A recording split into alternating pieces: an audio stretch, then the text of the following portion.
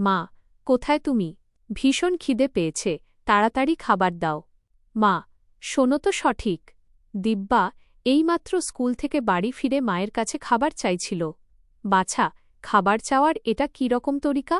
আগে হাত মুখ ধুয়ে নাও, পরোটা আর তরকারি তৈরি আছে। দিব্যা স্কুলের ব্যাগটা বিছানায় রাখল আর হাত মুখ ধুতে চলে গেল। দিব্যা একটি সরকারি স্কুলে সপ্তম শ্রেণীতে পড়ত। সকাল ৯টা থেকে ৪টে পর্যন্ত স্কুল, তারপর রোজ আধরাস্তা থেকেই খিদে পাওয়ার চেঁচামেচি করা ছিল তার নিত্যদিনের কাজ। দিব্যা হাত মুখ ধুয়ে আসতেই মা খাবার বেড়ে দিলেন। খাবার খেতে খেতে দিব্যা বলতে লাগল, মা, আজ স্কুলে এক লেডি ডাক্তার এসেছিলেন। খুব সুন্দর কণ্ঠস্বর ছিল ওঁর। মনে হচ্ছিল যেন কেবল ওর কথাই শুনে যাই।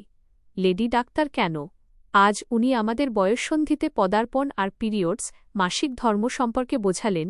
দিব্যা তার মাকে বলল। এ কথা শুনে মা বললেন, হ্যাঁ, এটা তো ভালো কথা।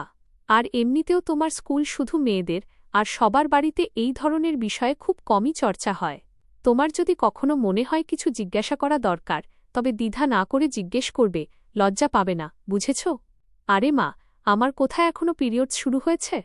দিব্যা বলল, এমন কোনো কথা নয়, আর তুমি এখন সপ্তম শ্রেণীতে পড়ো, এই বছর বা আগামী বছরের মধ্যে হয়েই যাবে, মা বললেন। দিব্যা পড়াশোনায় খুব বুদ্ধিমান ছিল, সর্বদা দ্বিতীয় বা তৃতীয় স্থান অধিকার করত। সে বাড়ির সবার আদরের এবং একমাত্র সন্তান ছিল, একই সাথে বুদ্ধিমান ও কিছুটা দ্বিধাদ্বন্দ্বে ভরা। সপ্তম আর অষ্টম শ্রেণী সে খুব ভালো নম্বর নিয়ে পাশ করল। নবম শ্রেণীতেও সে প্রথম হল। বাবা মা খুব খুশি হলেন, কিন্তু তার মায়ের মনে একটা চিন্তাই বারবার উঁকি দিচ্ছিল। তিনি দিব্যার বাবাকে সরাসরি না হলেও শুধু এটুকু বললেন যে তিনি দিব্যাকে একবার ফ্যামিলি ডাক্তারের কাছে দেখাতে চান। তার বাবা আর কিছু না ভেবেই বললেন, ঠিক আছে, তুমি অ্যাপয়েন্টমেন্ট নিয়ে নাও, কবে যেতে হবে বলে দিও। ৪-৫ দিন পর তারা ডাক্তারের কাছে গেল। তারা ডাক্তারকে সব কথা বলল। ডাক্তার বললেন যে এতে চিন্তা করার মতো কিছু নেই। কারো কারো পিরিয়ডস তাড়াতাড়ি আসে, আবার কারো একটু দেরিতে আসে। ১৬ বছর বয়সের মধ্যে পিরিয়ডস চলেই আসে। দিব্যা ১০ম শ্রেণীও পাশ করে গেল, কিন্তু তার এখনও পিরিয়ডস শুরু হল না। এবার তার বাবা মায়ের চিন্তা আরও বেড়ে গেল। তারা একজন গাইনেকোলজিস্টকে, স্ত্রীরোগ বিশেষজ্ঞ, দেখানোই ঠিক মনে করলেন। তারা গাইনেকোলজিস্টের কাছে গেলেন এবং দিব্যার সোনোগ্রাফি করা হল। রিপোর্টে জানা গেল যে দিব্যার জন্ম থেকেই জরায়ু, গর্ভাশয় নেই। কথা জেনে মায়ের মাথায় যেন আকাশ ভেঙে পড়ল। তিনি কি বলবেন ভেবে পাচ্ছিলেন না। ডাক্তার বললেন, খুব কম ক্ষেত্রেই এমনটা হয় যে কোনো মেয়ের জন্ম থেকে জরায়ু থাকে না। এতে শরীরের ওপর তেমন কোনো প্রভাব পড়বে না, তবে দিব্যা কখনো মা হতে পারবে না। সে নিজে কোনো সন্তানের জন্ম দিতে পারবে না।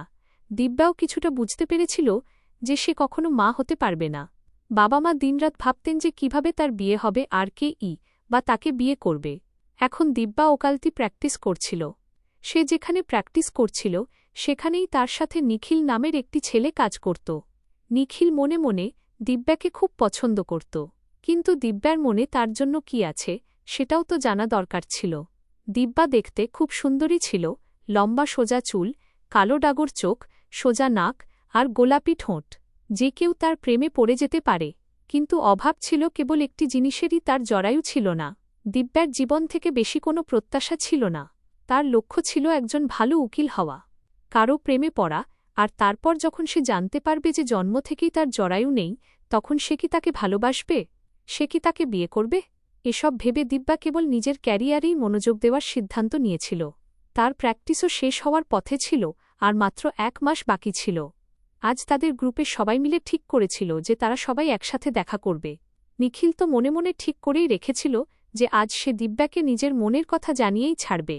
ঠিক তখনই হঠাৎ সেখানে দিব্যা এসে উপস্থিত হয়। নিখিল তাকে জিজ্ঞাসা করতে লাগল যে এবার যখন প্র্যাকটিস শেষ হয়ে যাবে তখন আগে কি ভাবছ? কেবল ক্যারিয়ারই গড়ার ইচ্ছে, নাকি বিয়ে করার ব্যাপারেও কিছু ভেবেছ? এসব বলতে বলতেই নিখিল বলে উঠল, দিব্যা, তোমাকে আমার একটা কথা বলার ছিল। হ্যাঁ, বলো না।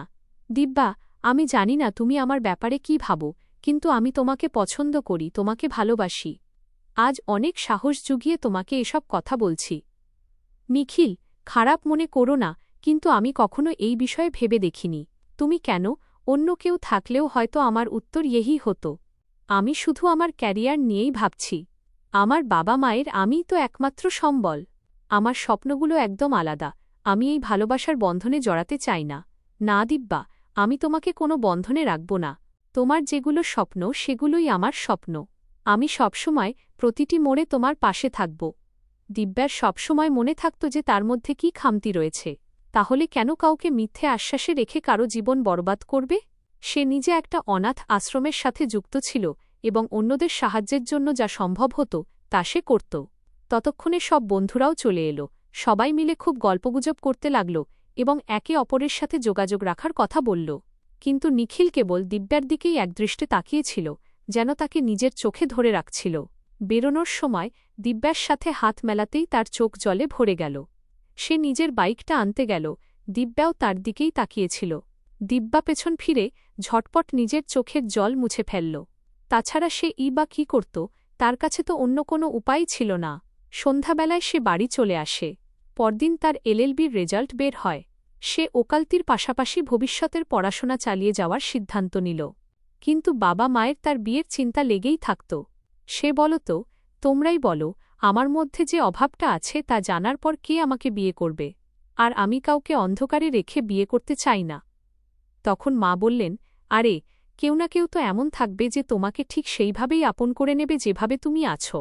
আর সন্তান তো দত্তকও নেওয়া যেতে পারে। এতে দিব্যা বলে, আমার বিয়ে করার কোনো ইচ্ছাই নেই। এ কথা শুনে মা বলেন, এই সিদ্ধান্তটা সঠিক নয়, বাছা।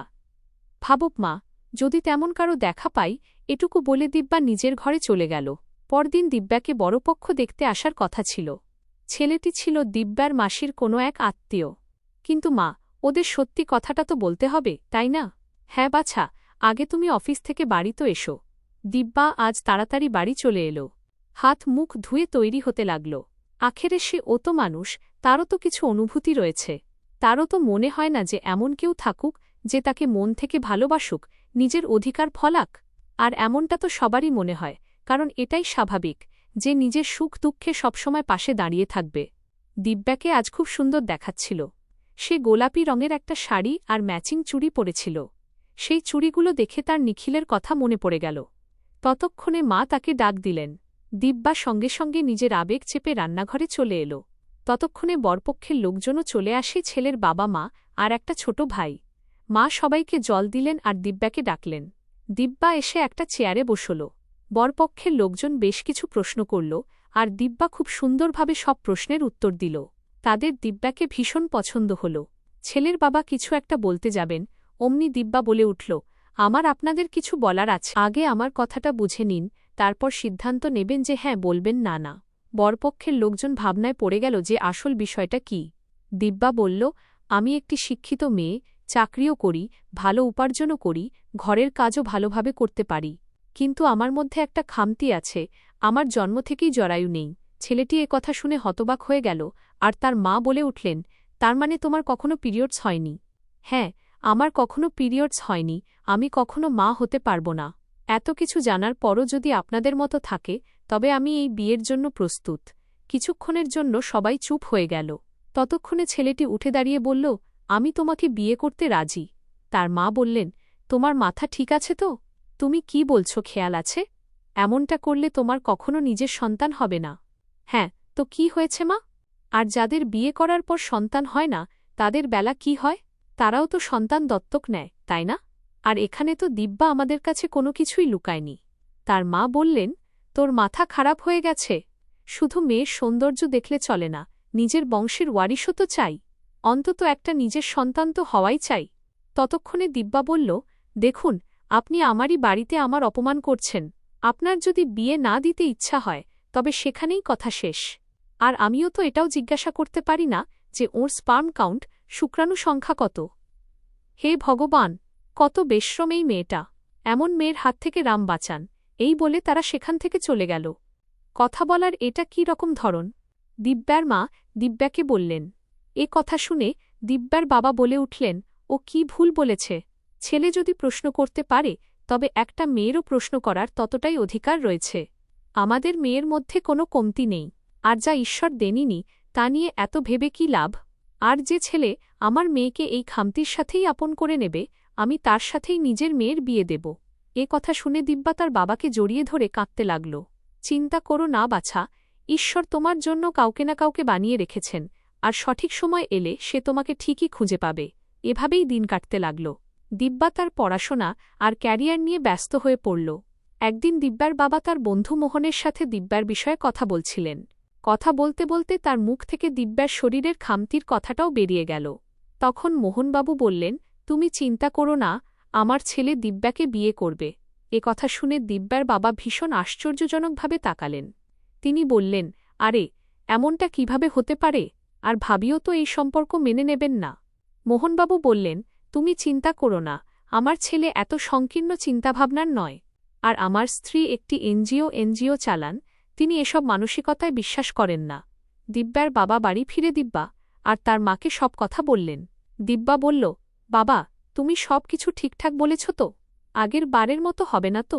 তুমি চিন্তা করো না বাছা, এমন কিছুই হবে না। ওরা শুক্রবার আসছে। শুক্রবার দিনটিও এসে গেল। মোহনবাবু তার স্ত্রী আর ছেলে নিখিলকে নিয়ে দিব্যাদের বাড়িতে পৌঁছালেন। দুই বন্ধু একে অপরের পরিবারের সাথে পরিচয় করিয়ে দিলেন। মোহনবাবুর স্ত্রী মেয়েকে বাইরে ডাকতে বললেন। দিব্যার মা দিব্যাকে ডাক দিলেন, আর দিব্যা সবার জন্য জলখাবার নিয়ে এল। দিব্যাকে দেখে নিখিল বলে উঠল, দিব্যা, এটা তোমার বাড়ি? হ্যাঁ নিখিল, তোমরা দুজনে একে অপরকে চেনো? বাহ, তাহলে তো খুব ভালো কথা। তারপর মোহনবাবু বললেন, হ্যাঁ বাবা, দিব্যা আর আমি একসাথে আইনের প্র্যাকটিস করতাম। আমরা দুজনে খুব ভালো বন্ধু ছিলাম।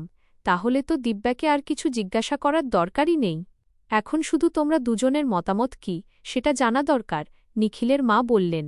দিব্যার বাবা বললেন, একটা কাজ করো, তোমরা দুজনে দিব্যার ঘরে গিয়ে বসে কথা বলে নাও। দুজনেই দিব্যার ঘরে চলে গেল এবং খাটে গিয়ে বসল। দিব্যা বলল, নিখিল, তুমি কি আমার ব্যাপারে সবকিছু জানো? নিখিল দিব্যার হাত দুটো নিজের হাতের মধ্যে নিল আর বলল, আরে দিব্যা, এতটুকু একটা কথার জন্য তুমি আমাকে না করে দিয়েছিলে? একবার বলেই তো দেখতে। তুমি যেমন, আমি তোমাকে তেমনই গ্রহণ করতে রাজি, কারণ আমি তোমাকে সত্যি ভালোবাসি। আর দেখো না, ভাগ্যও আমাদের আবার মিলিয়ে দিল। কিন্তু তোমার কি এই সম্পর্কটা পছন্দ? তুমি আজও আমার কাছে ততটাই প্রিয় যতটা সেই সময় ছিলে। বাবা মায়ের মন রাখতেই আমি মেয়ে দেখতে এসেছিলাম, আর দেখো, সামনে তুমি দাঁড়িয়ে আছো। যদি আমার অন্য কোনো মেয়ের সাথে বিয়েও হতো, তাহলেও আমার প্রথম ভালোবাসা তুমিই থাকতে দিব্যা। এ কথা শুনে দিব্যা বলল, নিখিল, তুমি আমাকে এত ভালোবাসো? হ্যাঁ দিব্যা, বলো, সারা জীবন আমার সাথে থাকবে তো? বাইরে সবাই তাদের উত্তরের জন্য অপেক্ষা করছিল। হ্যাঁ নিখিল, আমি তোমার সাথে চলতে প্রস্তুত। কিন্তু তুমি তো জানো যে আমি কখনো মা হতে পারব না। এ কথা শুনে নিখিল বলল, এমন কথা বলো না দিব্যা, আমরা তো কোনো অনাথ বাচ্চাকে দত্তকও নিতে পারি, তাই না? আর যদি আমাদের বিয়ে হতো আর পরে জানা যেত যে আমার মধ্যে কোনো সমস্যা আছে, তখন তুমি কি করতে? মেয়ে হওয়া মানেই তো এই নয় যে সব দোষ তোমারই। আর আমি অত নিচু মানসিকতার লোক নই, সেটা তুমিও জানো। থ্যাংক ইউ, নিখিল। এই বলে সে নিখিলকে জড়িয়ে ধরল। পাগল একটা। চলো, বাইরে সবাই অপেক্ষা করছে। দুজনে বাইরে এলো। তাদের মুখের হাসি দেখে সবাই বুঝে গেল যে দুজনেরই সম্মতি আছে। কিছুদিনের মধ্যেই তাদের বিয়ে হয়ে গেল এবং তারা দুজনে একটি খুব মিষ্টি মেয়েকে দত্তক নিল। নিখিল আর দিব্যা সংসার সামলানোর পাশাপাশি চাকরিও করছে। দিব্যা আজ কেবল একটি বাচ্চারই নয়, একটি এনজিওরও সমস্ত বাচ্চার মা হয়ে উঠেছে। শুধু একটি সন্তানের জন্ম দেওয়াই তো মাতৃত্ব নয়, অনাথ শিশুদের মা হওয়া, নিজের স্নেহ দিয়ে তাদের লালন পালন করা আর তাদের আগলে রাখা, এটাই তো আসল মাতৃত্ব। বন্ধুরা, আশা করি আজকের এই গল্পটি আপনাদের পছন্দ হয়েছে। গল্পটি ভালো লাগলে ভিডিওটি লাইক করুন, চ্যানেলে নতুন হয়ে থাকলে চ্যানেলটি সাবস্ক্রাইব করুন, আর হ্যাঁ, নোটিফিকেশন বেলটি অবশ্যই প্রেস করুন, যাতে পরবর্তী আপডেট সবার আগে আপনি পেয়ে যান।